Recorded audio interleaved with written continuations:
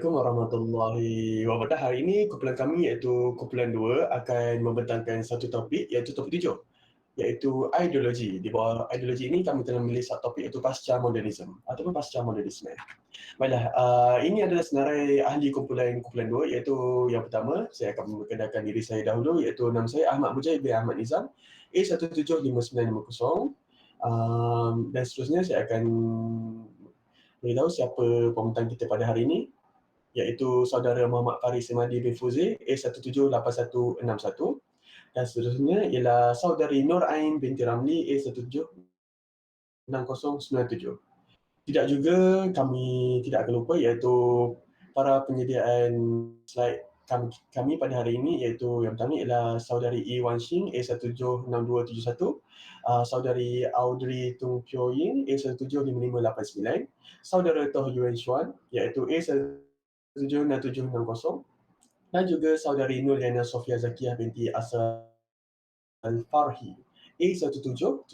Baiklah, seterusnya ialah kita akan masuk ke dalam topik kita iaitu sebagai pemula dan juga pembuka bicara iaitu apakah itu ideologi. Baiklah, ideologi berasal dari bahasa Inggeris iaitu idea yang berarti konsep, gagasan, pengertian dasar dan juga cita-cita.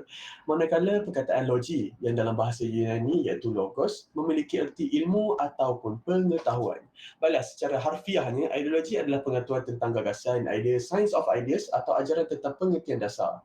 Salah satu item yang membentuk keperluan mental dan jasmani individu yang membentuk sesebuah masyarakat serta meliputi permasalahan politik, sosial, ekonomi dan juga perkara yang bersangkut paut dengan sejarah dan sosiogeografi manusia iaitu dalam berdasarkan Encyclopedia Britannica. Baiklah, itulah maksud ideologi.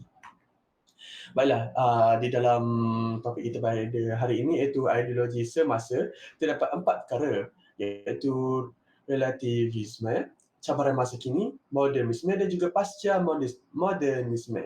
Baiklah, kumpulan kami iaitu kumpulan 2 pada hari ini telah memilih satu subtopik saja iaitu pasca modernisme.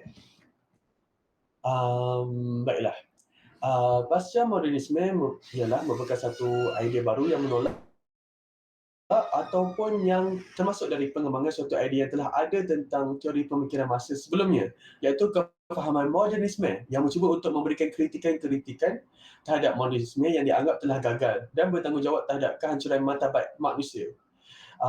Pasca modernisme ini ialah merupakan pergeseran ilmu pengetahuan dari idea-idea moden menuju pada suatu idea yang baru yang dibawa oleh pasca modernisme itu sendiri. Menurut John Francis Lyotard, pasca modernisme diertikan sebagai segala kritik atas pengetahuan universal atas tradisi metafizik, fondasio dan juga maupun atas modernisme itu sendiri. Baiklah, Louis Leahy memberi satu kenyataan bahawa pasca modernisme adalah suatu pergerakan idea yang menggantikan idea-idea zaman moden. Baiklah, dalam kita menyelusuri kepentingan pasca modernisme ini, kita pada mulanya perlu mengetahui ciri-ciri pasca modernisme. Baiklah, antara ciri-ciri pasca modernisme ini ialah yang pertama, komuniti global lebih penting daripada nasionalisme. Komuniti global ini juga dikenali sebagai globalisasi. Sepadan nasional adalah satu halangan kepada komunikasi sesama manusia. Nasionalisme menjadi penyebab kepada peperangan seperti yang kita sudah belajar dalam sejarah iaitu akibat punca dan berlakunya Perang Dunia Pertama dan juga Perang Dunia Kedua. Baiklah, yang seterusnya ialah mengusulkan fahaman internasionalisme dan juga penyatuan pelbagai negara yang terpisah-pisah. Dan sekali dalam ciri ini, kebaikan global adalah lebih penting daripada kepentingan nasional, iaitu dalam komuniti global. Baiklah, ciri yang kedua ialah fakta atau kebenaran dan perbohongan adalah sama dan boleh bertukar ganti. Suatu cabang yang muncul secara tabii, fakta adalah amat terbatas untuk membuat penentuan terhadap apa jua perkara di mana perubahan boleh berlaku tanpa diduga di dalam pasca modernisme ini. Apa yang hari ini diterima sebagai satu kebenaran, secara mudah boleh dibuktikan sebagai satu kesalahan pula pada esok harinya dan juga begitulah sebaliknya. Lah, Yang seterusnya ialah nombor 3, iaitu ciri-ciri yang ketiga, kecewa terhadap pemikiran moden atau modernisme. Baiklah, dalam pasca modernisme ini, ciri-cirinya ialah telah lahirnya perasaan kecewa dengan kegagalan generasi moden memenuhi janji-janji untuk membawa keamanan, kemajuan dan juga ilmu pengetahuan. Pasca modernisme ini juga menyesali terhadap ketidakupayaan sains, teknologi, kerajaan dan agama menyempurnakan tugas sebagaimana yang dijanjikan.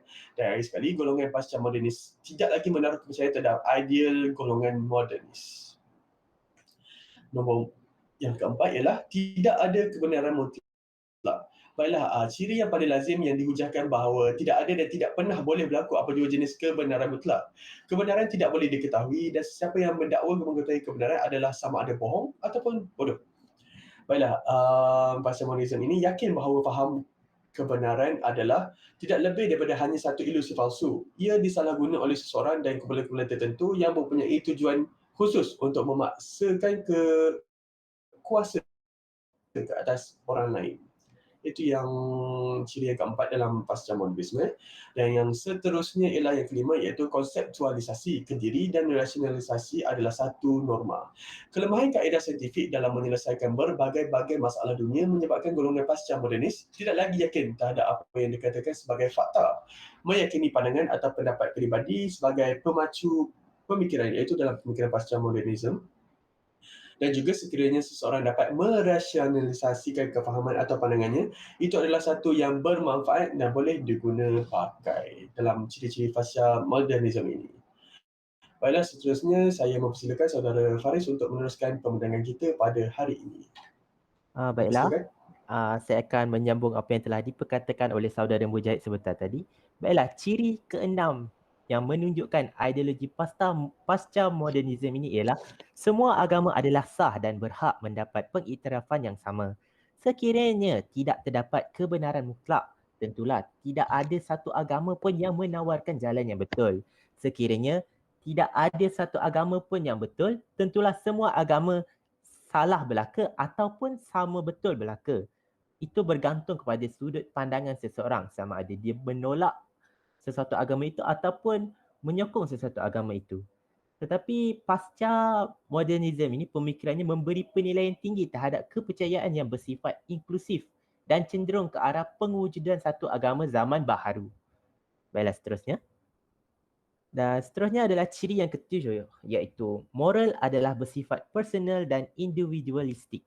Apabila tidak ada agama yang benar dan tidak ada juga kebenaran mutlak, maka idea seseorang tertentu mengenai moral juga adalah sama-sama palsu ataupun sama-sama sah.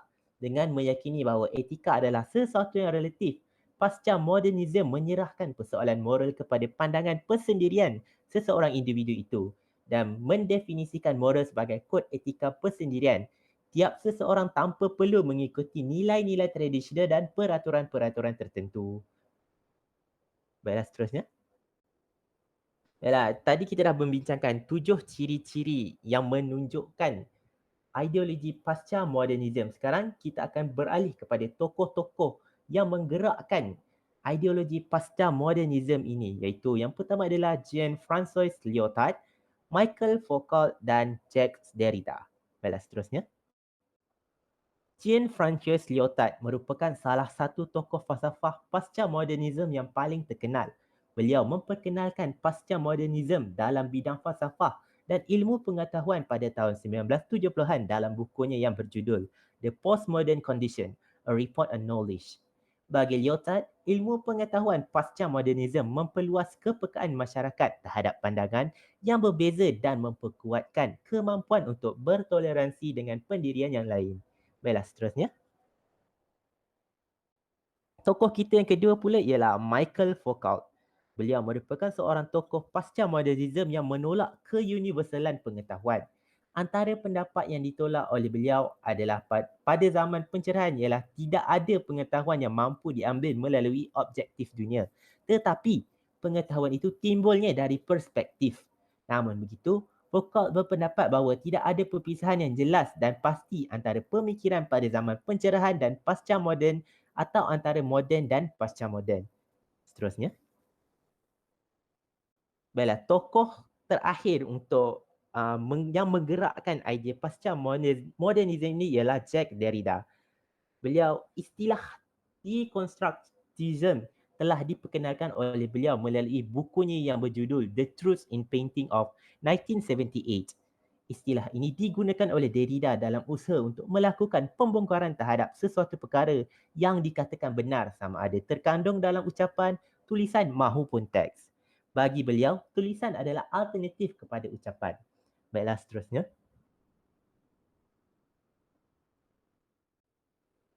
Baik, seterusnya kita akan membincangkan subtopik yang berkaitan dengan penolakan pasca modernism terhadap modernism.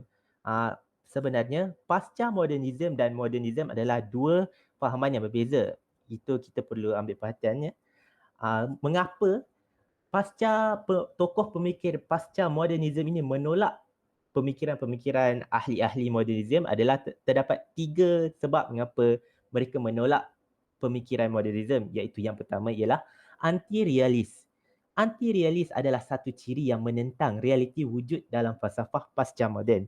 Kebanyakan pemikir pasca moden menafikan kewujudan realiti secara objektif seperti Rothry, Lyotard, Derrida dan Foucault. Mereka berpendapat bahawa realiti adalah ciptaan manusia. Sebahagian daripada pasca modernis juga berpendapat realiti hanyalah sesuatu yang dibina oleh kesedaran manusia dan dibentuk mengikut keperluan, minat, prasangka dan tradisi budaya. Baiklah, seterusnya. Sebab yang kedua mengapa tokoh-tokoh pasca modernism menolak modernism adalah kerana krisis budaya dan moral. Awal misinya modernism telah bergantung kepada totalitarian seperti negara bangsa, pasar bebas kapitalisme serta mempertuhankan sains dan teknologi. Bagi tokoh-tokoh pemikir pasca modernism pula, naratif-naratif besar ini dikatakan sebagai penindasan terhadap manusia. Hal ini kerana kehidupan manusia lebih bersifat individualistik, penuh dengan keegoan dan kekejaman. Semua ini adalah bukti yang kukuh buat pasca modernism untuk menyatakan bahawa modernism telah gagal dalam misinya. Baiklah, seterusnya.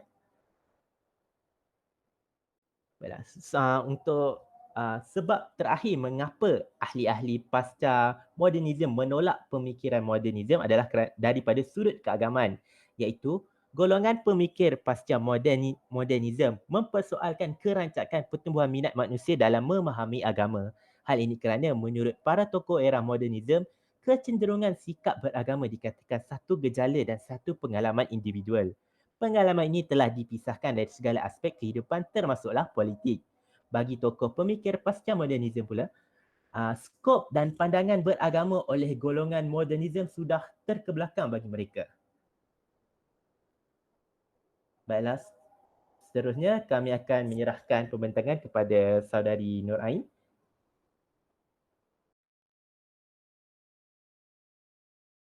Saya Nur Ain binti Ramli, Pembaga Nomometri A176097 ingin menerangkan mengenai pengaruh pasca modernism terhadap gerakan feminism, iaitu impak daripada kemunculan pasca modernism menyaksikan kemunculan gerakan feminism atau hak asasi persamaan gender. Berbicara tentang feminism, kiranya bukan sahaja berbicara tentang penguasaan manusia atas manusia lain atau sesamanya, tetapi lebih daripada itu. Feminisme merupakan sebuah gerakan untuk memperjuangkan hak-hak perempuan. Salah satu tujuan utamanya adalah hendak mengeluarkan kaum perempuan dari kondisi ketidakbebasan dan ketidakadilan.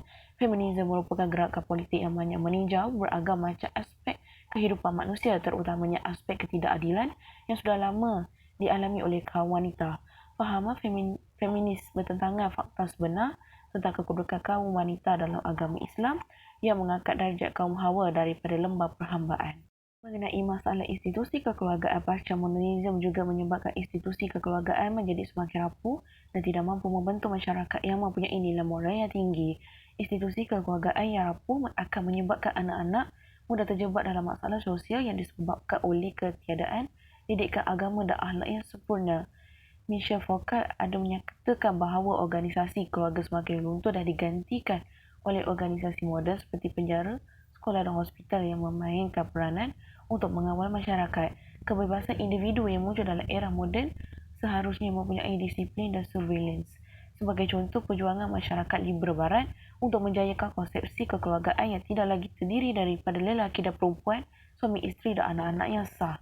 Feminisme menuntut larangan berpoligami kerana ia merupakan ketidakadilan kepada wanita atau persamaan hak antara wanita dan lelaki. Hakikatnya, agama Islam hanya membenarkan poligami yang dilakukan sekiranya seseorang lelaki itu mampu berlaku adil ke atas isteri-isteri yang dikahwininya. Seterusnya, kesan gerakan feminisme terhadap masyarakat. Gerakan ini menyebabkan mereka berupaya untuk mengubah cara pandangan terhadap wanita dan juga berupaya untuk menghapuskan jurang antara lelaki dan perempuan dengan cara menuntut kesamaan hak. Antara tuntutan golongan feminis ini ialah mereka menuntut larangan berpoligami kerana poligami merupakan ketidakadilan terhadap wanita. Yang kedua, gerakan ini juga dituntut agar diubah hukum perkahwinan berbeza agama kerana perkahwinan berdasarkan agama menurut gerakan ini bertentangan dengan asas persamaan hak atas dasar persamaan gender. Yang ketiga, pernikahan dapat dilakukan oleh wali perempuan terhadap calon pengantin perempuan. Yang keempat, mereka menuntut tempoh iddah yang juga diberikan kepada kaum lelaki selama 130 hari. Yang kelima, hak untuk menceraikan suami tanpa melalui proses tuntutan ke mahkamah. Dan yang terakhir sekali, menuntut persamaan memusakai harta antara lelaki dengan perempuan. 6 cara untuk menghadapi cabaran pasca modernisme ini antaranya adalah dengan mempromosikan dan menambahbaikkan budaya yang tersendiri. Yang kedua, kita juga boleh menjaga identiti dan kelainan diri sendiri dengan yang lain. Elakkan diri kita dari di bawah arus pasca moden. Cara yang seterusnya adalah dengan menghadapi keadaan tiada makna dengan hidup secara sedar, secara kreatif dalam menghasil, membina dan menonjolkan diri. Seterusnya juga kita juga boleh menjaga struktur budaya dan tradisi mengenai moral dan etika. Identiti diri dan sejarah perlu diperkuatkan lagi agar ianya menjadi signifikan dan berkait dengan kehidupan manusia. Individu sendiri perlu selalu mengkomunikasikan mesej moral. Seterusnya, budaya dalam suatu komuniti perlu dihidupkan bersama-sama dalam masyarakat, lebih-lebih lagi masyarakat bukan barat, bagi menghalang postmodern ini yang akan menyebabkan kebergantungan Asia ke atas barat. Kita juga boleh menyahut cabaran kemanusiaan dan intelektual dengan menjaga garis etika dan moral. Usaha secara individu dan masyarakat dalam menghidupkan budaya itu sendiri adalah perlu dipergiatkan lagi untuk mengurangkan kesan psikologi ke atas perang saraf yang mana menggunakan secara simbol dan imej. Seterusnya, terdapat dua soalan yang diajukan kepada para pendengar. Soalan yang pertama ialah berikut ialah ciri-ciri pasca modernisme kecuali. Adakah mungkin jawapannya adalah A. Komuniti global lebih penting daripada nasionalisme. B. Fakta atau kebenaran dan pembohongan adalah sama dan boleh bertukar ganti. C. Berputus dengan pola tradisional. Ataupun D. Semua agama adalah sah dan berhak mendapat pengiktirafan yang sama. Soalan yang kedua, pernyataan berikut adalah benar berkaitan dengan penolakan pasca modernisme terhadap modernisme kecuali A. Sebahagian daripada pasca modernisme berpendapat bahawa realiti hanyalah sesuatu yang dibina oleh kesedaran manusia dan dibentuk mengikut keperluan, minat, prasangka dan tradisi budaya. B. Pasca modernisme juga bergantung kepada totalitarian seperti negara bangsa, pasar bebas, kapitalisme serta mempertuhankan sains dan teknologi. C. Golongan pemikir pasca moden mempersoalkan kerancakan pertumbuhan minat manusia dalam memahami agama. Dan D. Kebanyakan pemikir pasca moden menafikan tentang kewujudan realiti secara objektif. Kesimpulannya, pasca moden merupakan bentuk pandangan yang patologis di atas keburukan barat untuk membesarkan dan mendominasi realiti dan kebenaran. Pasca modernisme sebenarnya menggunakan ideologi yang tersendiri untuk mengkolonialisasikan semula dunia mengikut peradaban barat. Penyerapan idea pasca modernisme dibuat di beberapa peringkat untuk menangkalkan budaya yang bukan barat, tetapi juga memperlihatkan dirinya sebagai pejuang memberi makna. Ahli relativis kemudiannya melakukan andaian salah apabila mengaitkan relativiti hanya pada pengamalan tanpa melihat kepada prinsip moral yang dipegang di sebalik amalan tersebut. Nilai moral menurut relativisme tidak lebih sekadar adat kebiasaan sesuatu komuniti semata-mata. Dengan itu, spektrum benar salah yang kabur dan tidak jelas secara mutlaknya membenarkan berleluasanya kewenangan oleh manusia untuk melakukan apa yang dirasakannya benar. Masyarakat harus menguatkan jiwa membangkitkan masyarakat agar lebih prihatin dalam pembangunan budaya dan bangsa yang merdeka dan tidak mudah tunduk kepada keuntungan individu sehingga memusnahkan keluarga, bangsa, negara dan agama. Maka boleh dikatakan era pasca moden ini adalah suatu era yang penuh dengan cabaran bagi suatu kelompok masyarakat. Walaupun sains dan teknologi telah memberi faedah dalam kehidupan manusia, namun ianya juga menyediakan berbagai perangkap dan sesungguhnya ia juga bergantung pada individu itu sendiri, masyarakat dan negara bagi merancang dengan berhati-hati agar tidak diperangkap oleh dunia pasca moden. Setakat itu sahaja daripada kumpulan kami. Sekian, terima kasih.